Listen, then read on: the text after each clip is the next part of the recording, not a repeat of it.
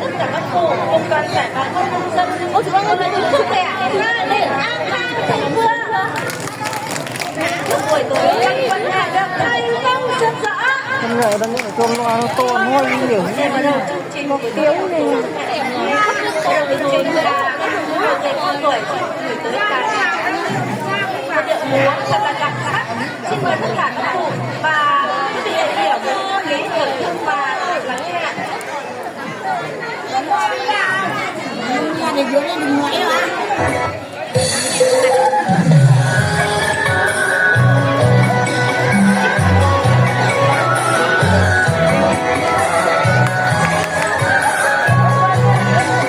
Đường các em phải đây để ra mãi ngoài à.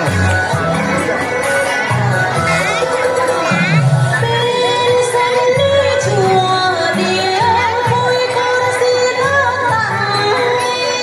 Gõ để không bỏ lỡ